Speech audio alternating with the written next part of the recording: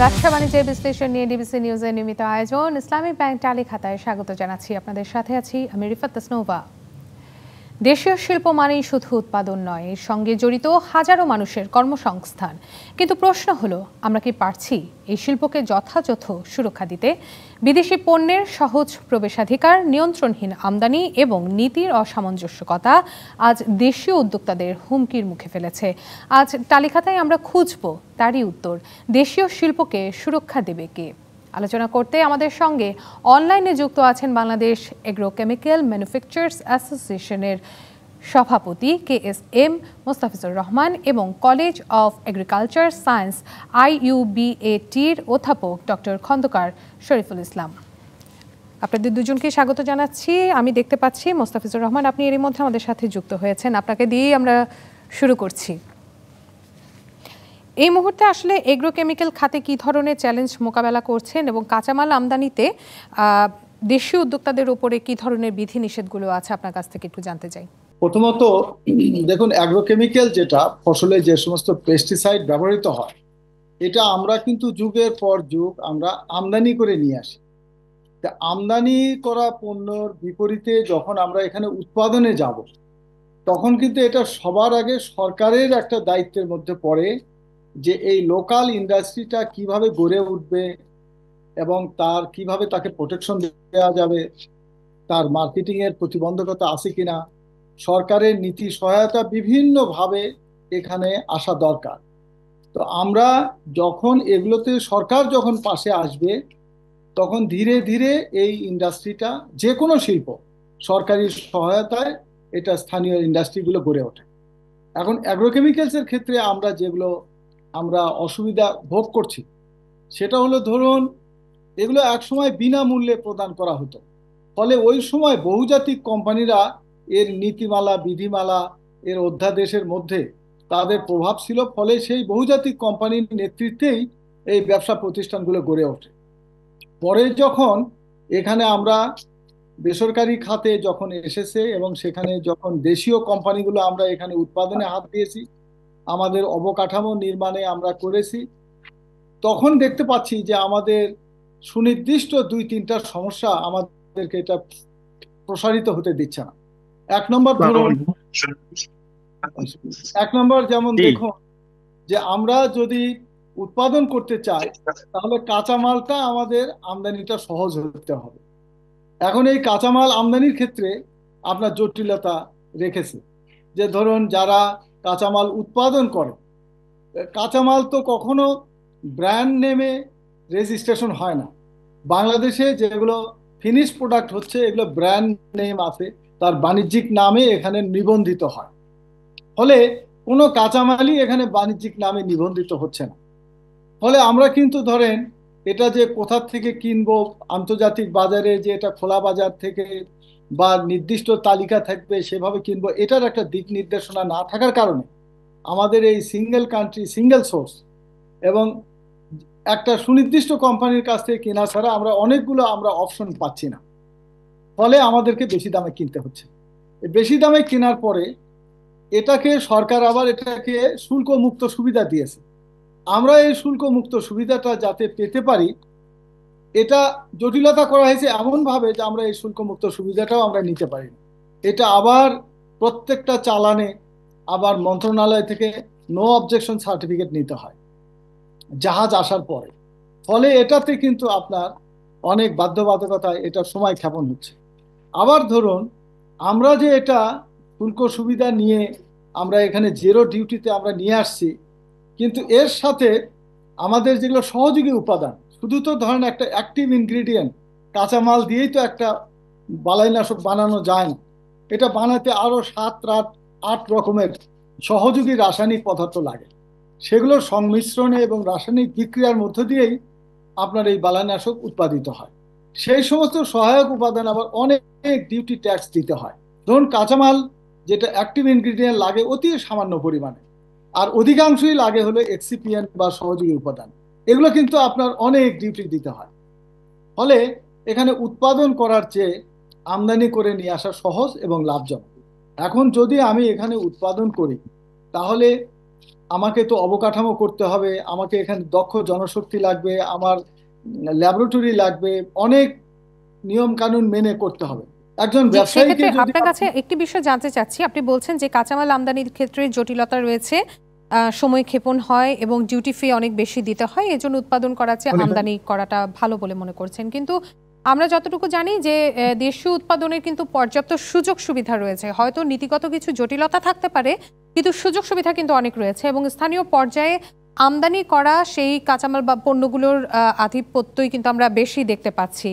তো এই বিষয়ে আমি একটু খন্দকার শরীফুল ইসলাম, আমরা দেখতে পাচ্ছি আপনি জয়েন করেছেন আমাদের সাথে, আপনাকে স্বাগত জানাচ্ছি আজকে টালিখাতার আয়োজনে। আপনার কাছে একটু একটা বিষয় জানতে চাচ্ছি যে দেশীয় উৎপাদনের ক্ষেত্রে সেক্ষেত্রে আমদানি করা যে পণ্যগুলো সেগুলো কি ধরনের প্রভাব ফেলছে এবং আমদানি করা যে পণ্যগুলো রয়েছে সেগুলো কি মানসম্মত কিনা, নাকি আমরা বেশি দামে কম কম মানহীন একটি মানে মানহীন পণ্য নিয়ে আসছি? ধন্যবাদ আপনাকে। আসলে আমাদের যে পণ্যগুলি আমাদের দেশে ব্যবহৃত হচ্ছে, যা বালাইনাশক আমাদের কৃষকরা যে ব্যবহার করতেছে, তাতে আমরা বিভিন্ন ভাবেই দেখতেছি যে আমাদের কৃষকরা প্রতারিত হচ্ছে, বা যে উদ্দেশ্যে ব্যবহার করা হচ্ছে সেই উদ্দেশ্য সফল হচ্ছে না। কারণ হলো যে আমাদের মেনলি আমাদের তো পোকামাকড় এবং রোগবালাই দমন করতে হয়, এবং পোকামাকড় রোগবালাই আমাদের ফসলের প্রায় 20 to 30% ক্ষতি করে থাকে। এই 20 to 30% ক্ষতি করতে গিয়ে আমরা যে বালাইনাশক গুলা ব্যবহার করতেছি প্রতিনিয়ত, এই বালাইনাশক গুলা কিন্তু যদি সাকসেসফুল না হয় এই বালাই দমন, তাহলে এই বিরূপ প্রক্রিয়াটা কিন্তু অনেক বেশি, যার জন্য এমনিই তো কৃষকের খরচ বেড়ে যাচ্ছে।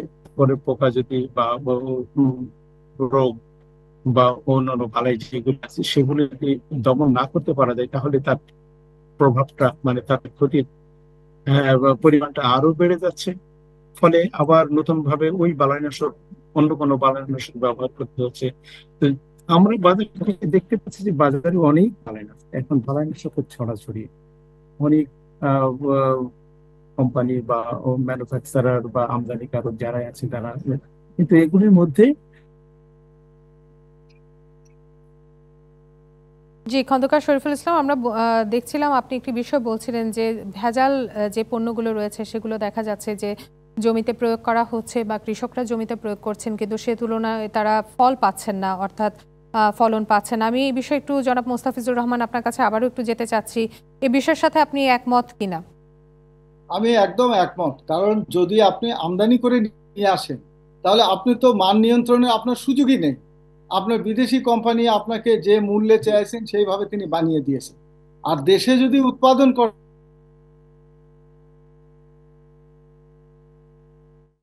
জি, জনাব মোস্তাফিজুর রহমান, আমাদের এরই মধ্যে কিন্তু একটি বিরতি নেওয়ার সময় চলে এসেছে। আমরা একটি বিরতিতে যাচ্ছি এবং বিরতির পর একই বিষয় নিয়ে আপনাদের সাথে আমরা আবারও আলোচনায় ফিরে আসব। জি, বিরতি নিচ্ছি। ব্যবসা বাণিজ্যের বিশ্লেষণ নিয়ে ডিবিসি নিউজের নিয়মিত আয়োজন ইসলামিক ব্যাংক চালিখাতায়, সঙ্গে থাকুন। আবারও স্বাগত জানাচ্ছি ব্যবসা বাণিজ্যের বিশ্লেষণ নিয়ে ডিবিসি নিউজের নিয়মিত আয়োজন ইসলামিক ব্যাংক চালিখাতায়। আজকে আমাদের আলোচনার বিষয় দেশীয় শিল্পকে সুরক্ষা দেবে কে। আলোচনা করতে আমাদের সঙ্গে দুজন অতিথি যুক্ত আছেন। এই পর্যায়ে আমি একটু চলে যেতে চাই অধ্যাপক শরীফুল ইসলাম, আপনার কাছে আসছে বাজেটে কি ধরনের শুল্ক সুরক্ষা দেওয়া উচিত বলে আপনি মনে করেন? মোস্তাফিজুর রহমান, আপনার কাছে একটু চলে যাই। আমরা দেখছি যে বাজারে যে ভেজাল বা অননুমোদিত পণ্যের প্রবেশ একটি বড় সমস্যা, যে বিষয়টি নিয়ে আমরা বলছিলাম, এটি রোধ করার জন্য এই মুহূর্তে কি ধরনের নিয়ন্ত্রণ ব্যবস্থা নেওয়া প্রয়োজন বলে আপনি মনে করেন? ধন্যবাদ। দেখুন, ভেজালকে যদি আপনি নিয়ন্ত্রণ করতে চান, আমদানি করা যে পণ্যটি বাংলাদেশে প্রবেশ করছে, আপনার এত হাজার হাজার ব্র্যান্ড, প্রায় 12,000 ব্র্যান্ড, এটাকে আপনি কিভাবে নিয়ন্ত্রণ করবেন যদি আপনার যথেষ্ট পরিমাণে সক্ষমতা সম্পন্ন ল্যাবরেটরি না থাকে? এটাকে যদি আপনার নির্ভেজাল এবং যদি সঠিক মান নিয়ন্ত্রণ করতে চান, তাহলে স্থানীয়ভাবে উৎপাদনকে উৎসাহিত করতে হবে। যে উৎপাদনের একটা অনুমোদন পাইতে আপনার 5টা জিনিস লাগে। একটা হলো আপনার ল্যাবরেটরি বাধ্যতামূলক। তাহলে কি হলো, আপনার সরকারি একটা ল্যাবরেটরি জায়গায় আপনি 22টা লাইসেন্স দিয়েছেন, 22টা ল্যাবরেটরি তৈরি হয়ে যাচ্ছে। আপনার দ্বিতীয়ত, আপনার ল্যাবরেটরির পাশাপাশি দক্ষ জনশক্তি বাধ্যতামূলক আপনার লাইসেন্স পাওয়ার জন্য। তাহলে আপনি কেমিস্ট নিচ্ছেন, প্রোডাকশন ম্যানেজার নিচ্ছেন, এগুলো হলো আপনার রেগুলেটরি রিকোয়ারমেন্ট। তৃতীয় হলো আপনার অবকাঠামো লাগবে। চতুর্থ হলো আপনার পরিবেশ বান্ধব ইটিপি প্ল্যান্ট লাগবে। এইভাবে আপনার যখন একটা লোকাল ইন্ডাস্ট্রিকে পারমিশন দেবে, তাকে কিন্তু এই জিনিসগুলো নিশ্চিত করেই পারমিশন দেবে। তাহলে কি হচ্ছে, আপনি কিন্তু গুণগত মান যেটা, যে স্ট্যান্ডার্ড আপনি সেট করেছেন, সেই স্ট্যান্ডার্ডের প্রত্যেকটা ব্যাসে ব্যাসে এখানে বানানো মজুদ থাকবে। সরকার প্রতিনিয়ত তার রেগুলার ইন্টারভেলে বা যে কোনো সময়ে যে তার ব্যাচ বাই ব্যাচ এটা ল্যাবরেটরি পরীক্ষার ফলাফলটা দেখতে পাবে। কারণ যে মেশিনটা আছে, সেই মেশিন কিন্তু আন্তর্জাতিক স্বীকৃত একটা মেশিন।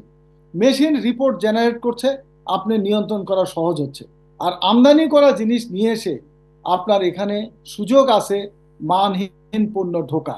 আর যখনই একজন ব্যবসায়ীকে আপনি যখন অবারিত সুযোগ দেবেন, তাকে আপনার আমদানি করে আনে যদি তার বিজনেস এখানে করতে পারে, সে কেন ইনফ্রাস্ট্রাকচার করবে, কেন সে শত কোটি টাকা সে বিনিয়োগ করবে?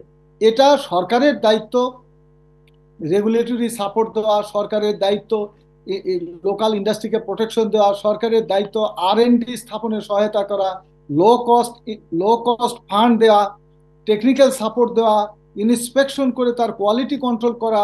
অর্থাৎ দেশের স্থানীয় শিল্পকে বিকাশের জন্য, প্রোটেকশনের জন্য সরকারকে এগিয়ে আসতে হবে, তাহলেই আপনি মান নিয়ন্ত্রণ করতে পারবেন। আমদানি করা জিনিসে কখনো, অন্তত রাসায়নিক পদার্থের মান নিয়ন্ত্রণ করতে গেলে আপনাকে যথেষ্ট পরিমাণে ল্যাবরেটরি থাকতে হবে, যেটা ব্যক্তি উদ্যোগে যদি আপনার ইন্ডাস্ট্রিকে সেক্ষেত্রে আপনাদের যে ধরনের সুবিধাগুলো যদি দেওয়া হয়, আপনারা কি মনে করছেন যে কৃষক এতে উপকৃত হবে? বা কৃষকের, তারা তো একটা জিনিস ব্যবহার করতে করতে একটা অভ্যস্ততার মধ্যে চলে এসেছে, তারা আমদানিকৃত সেই পণ্যটিকে চেনে, সেই সারটিকে চেনে। তো আপনারা যদি সেটিকে প্রোভাইড করতে পারেন বা আপনারা যদি বিশ্বাসযোগ্যতা অর্জন করতে পারেন, কৃষক কি লাভবান হবে আপনারা দাবি করছেন? কৃষক অনেক স্বল্প মূল্যে এবং উন্নত মানের বালাইনাশক তারা এখানেই পাইতে পারে। আপনাকে একটা উদাহরণ দেই, আমাদের দেশের শতকরা 90% আপনার ঔষধ, মানুষের ঔষধ 80 সাল পর্যন্ত আমদানি হইতো। এখন বাংলাদেশে 98% এখানে উৎপাদন হয় এবং সবই দেশীয় শিল্প উৎপাদন করছে। ওই সময় আমরা আপনার কাছে বিষয়টি নিয়ে আসবো, কিন্তু অধ্যাপক শরীফুল ইসলামকে আমরা আবারও একটু পেয়েছি, তার কাছ থেকে আমি ঠিক আগের বিষয়টি জেনে নিতে চাই যে আসছে বাজেটে কি ধরনের শুল্ক সুরক্ষা দেওয়া উচিত বলে আপনি মনে করেন? আমি মনে করি যে বিশেষ করে এই পেস্টিসাইড যে ক্ষেত্রে শুল্ক সুবিধা বাড়াতে হবে, অর্থাৎ শুল্ক মুক্ত প্রোডাক্ট, শুল্ক মুক্ত যে ম্যাটেরিয়ালস গুলো, সেটা যদি আমরা অ্যাভেলেবল করতে পারি, আমি বিশ্বাস করি যে আমরা এবং আমাদের যে লোকাল ম্যানুফ্যাকচারিংকে সবসময় এনকারেজ করতে হবে। কারণ হলো যে আমরা কতদিন ডিপেন্ডেন্ট থাকবো, আর যে প্রোডাক্ট গুলি আসতেছে বাইরে থেকে, সেই প্রোডাক্ট গুলি যে আমাদের একদম পিওর প্রোডাক্ট পাচ্ছি সেটিও বিশ্বাস করা যাবে না। কারণ আমাদের এখন বেশিরভাগ প্রোডাক্টই কিন্তু আমদানিকৃত প্রোডাক্ট। এই আমদানিকৃত প্রোডাক্ট দিয়ে কিন্তু আমাদের কৃষকরা অনেক সময় তারা প্রতারিত হচ্ছে। এবার তার মানেটা কি? এই প্রোডাক্টগুলি আমরা সঠিক সেখানে যে গুণাগুণ থাকার দরকার ছিল সেটি নাই। এখানে ভেজাল পণ্যটা কিন্তু আমাদের এখন বড় বিষয় হয়ে দাঁড়িয়েছে। এই ভেজাল প্রতিরোধটা কিভাবে করা যাবে, সরকারকে এই ব্যাপারে তৎপর হতে হবে। সাথে সাথে যে সব লোকাল কোম্পানিগুলি, যে আমার উনি মুস্তাফিজুর রহমান সাহেব উনি সুন্দর একটি কথা বলেছেন যে আমরা আমাদের দেশে যে ওষুধ শিল্পের দিকে যদি তাকাই, তাদের যে গাইডলাইন আছে, তাদের যে নীতিমালা আছে, সেই নীতিমালাকে ফলো করে তারা কিন্তু দ্রুত এগিয়ে যাচ্ছে। আমরা কেন আমাদের এই পেস্টিসাইড যেখানে 5,000 কোটি টাকা, এবং আমরাও আশা করছি যে এনবিআর এবং কৃষি গবেষণা প্রতিষ্ঠানগুলোর মধ্যে কোনো একটি সমন্বিত কাজের তারা উদ্যোগ নেবেন এবং এই উদ্যোগের প্রেক্ষিতে দেশীয় শিল্পকে সুরক্ষা দেওয়া সম্ভব হবে। আপনাদের দুজনকেই ধন্যবাদ জানাচ্ছি এতক্ষণ আমাদের সাথে থাকার জন্য। আজ আমাদের এখানেই শেষ করতে হচ্ছে। ব্যবসা বাণিজ্যের বিশ্লেষণ নিয়ে ডিবিসি নিউজের নিয়মিত আয়োজন ইসলামিক ব্যাংক টালিখাতা আজ এ পর্যন্তই। সঙ্গে